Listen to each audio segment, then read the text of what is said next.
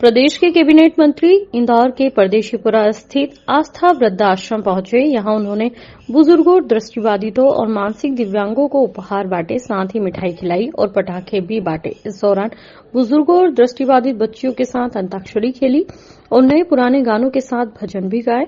इस दौरान चर्चा में उन्होंने कहा कि वृद्धाश्रम में दीपावली मनाने का यह क्रम 39 साल से लगातार जारी है। हर साल अनाथ आश्रम में आकर बुजुर्गों और बच्चों के साथ दीपावली मनाते हैं।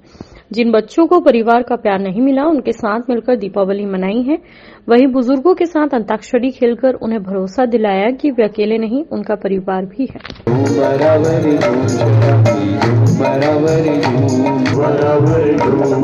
सबको दिवाली के पावन पर्व पर शुभकामनाएं देता हूं। हमारे सभी वरिष्ठ जन जो बैठे हुए हैं उनके चरणों में मैं प्रणाम करता हूं, बच्चों को शुभकामनाएं देता हूं।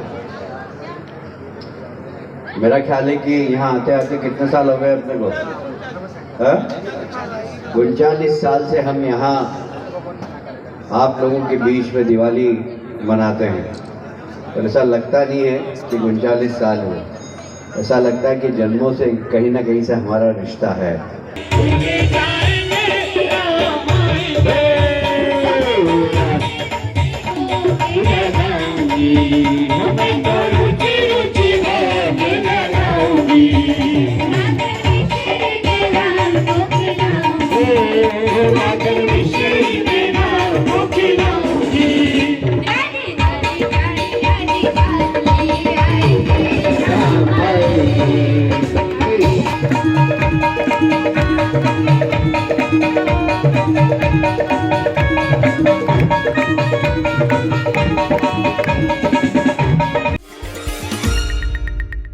दरअसल पूरे मामले में डीसीपी विनोद मीणा के द्वारा बताया गया कि इंदौर में स्थित अंतर्राष्ट्रीय एयरपोर्ट देवी अहिल्या को पहले भी कई बार बम रखे होने की सोशल मीडिया के माध्यम से मेल मिल चुकी है और इसी के तहत असामाजिक तत्वों द्वारा फिर एक बार एयरलाइंस में बम रखे होने का थ्रेट सोशल मीडिया के माध्यम से दिया गया है और इसी के आधार पर जांच करते हुए अज्ञात व्यक्ति के खिलाफ केस दर्ज किया है और जांच शुरू की गई है।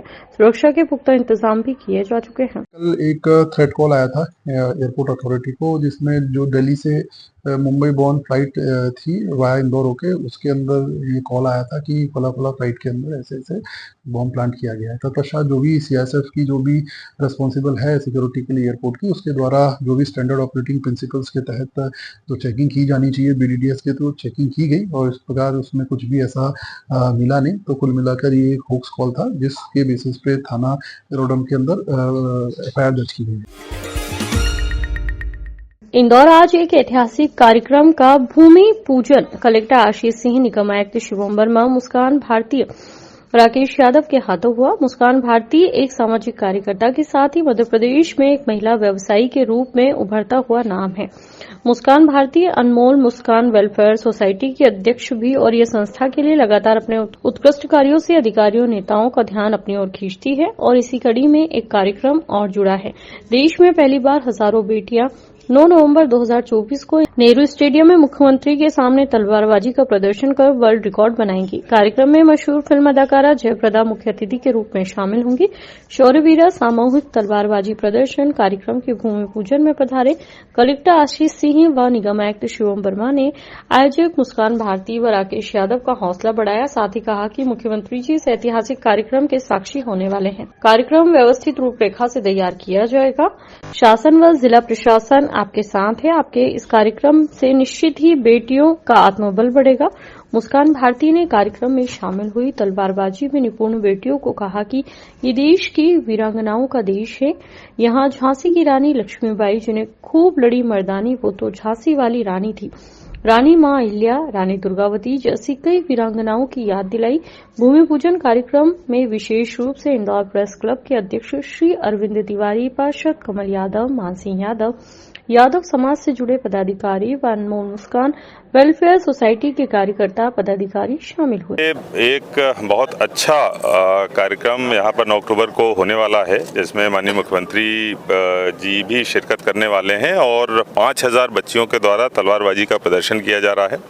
और इसके पीछे जो पूरी टीम लगी है, जो लगातार प्रशिक्षण कार्यक्रम हो रहे हैं, निश्चित रूप से बहुत अच्छा कार्य इंदौर ज़िले में हो रहा है, जिसमें मुस्कान जी, राकेश यादव जी, मान सिंह जी, कमल यादव जी और उनकी पूरी टीम इस दिशा में काम कर रही है। इनको मैं बहुत बहुत बधाई देता हूँ।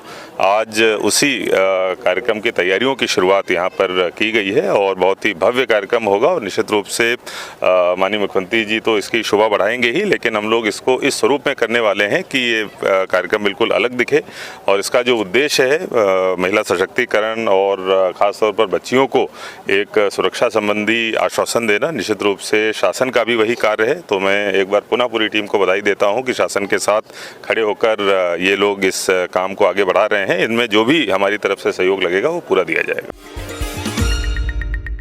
कांग्रेस के नेता राजू भदौरिया के खिलाफ हीरानगर थाने में शिकायत दर्ज कराते हुए महिलाओं ने अपनी शिकायत में कहा कि पार्षद राजू भदौरिया आईडीए का बोर्ड ठीक कर रहे थे तो महिलाएं खड़े होकर देख रही थी, जिस पर राजू भदौरिया ने महिलाओं से बदसलूकी करते हुए उनको गाली गलौज और जान से मारने की धमकी दी। इतना ही नहीं, उनके मकान भी तोड़ने की बात कही। महिलाओं की शिकायत पर हीरानगर में प्रकरण दर्ज कर लेने के बाद पूरे मामले की जांच की जा रही है और जान से मारने की धमकी दी और उसके बाद ये बताया गया कि 8 दिन में तुम्हारे जो आसपास के मकान है उनको तोड़वा दूंगा।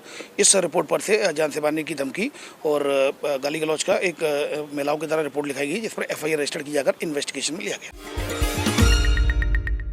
इंदौर के साइबर क्राइम द्वारा 71 वर्षीय बुजुर्ग की शिकायत पर धोखाधड़ी संबंधित धाराओं में प्रकरण दर्ज किया गया है। पूरे मामले में बताया जा रहा है कि मुंबई के बांद्रा के सीबीआई अधिकारी बनकर बुजुर्ग के पास फोन आया था और कहा गया था कि तुम्हारे बैंक अकाउंट में करोड़ों रुपए के ट्रांजैक्शन हुए हैं, तुम्हारे ऊपर मनी लॉन्ड्रिंग सहित कई मामले संचालित हो सकते हैं। यदि तुम्हें विश्वास है तो मेरे द्वारा बताई गई प्रक्रिया करते रहें और इसी के आधार पर बुजुर्ग ने 40 से 70 लाख रुपए का ट्रांजैक्शन कर दिया। पूरे घटनाक्रम के बाद बुजुर्ग द्वारा सोशल मीडिया के आधार पर जानकारी मिली और जागृत होकर पुलिस को सूचना दी। फिर साइबर में शिकायत दर्ज कराई। पुलिस विभिन्न पहलुओं की जांच में जुटी है। उनके पास एक कॉल आया था बांद्रा पुलिस स्टेशन से। उनके द्वारा बताया गया, बांद्रा पुलिस स्टेशन से बोल रहा हूं मैं, और आपका जो बैंक अकाउंट में ये 2 करोड़ 60 लाख रुपए का ट्रांजैक्शन हुआ है। कैनरा बैंक के जो मैनेजर है उनको तो गिरफ्तार कर लिया गया है और आप चूंकि उनके तलाशी ली गई है तो वहाँ कई पासपोर्ट मिले हैं, जिसमें एक पासपोर्ट आपका ही मिला है और आपके अकाउंट में 2 करोड़ 60 लाख रुपए आए हैं। उसमें 15% का आपने 15% का आपको प्रॉफिट मिला है और मनी लॉन्ड्रिंग के तहत ये पैसा आया है। अतः सीबीआई आपको भी अरेस्ट करने आ रही है।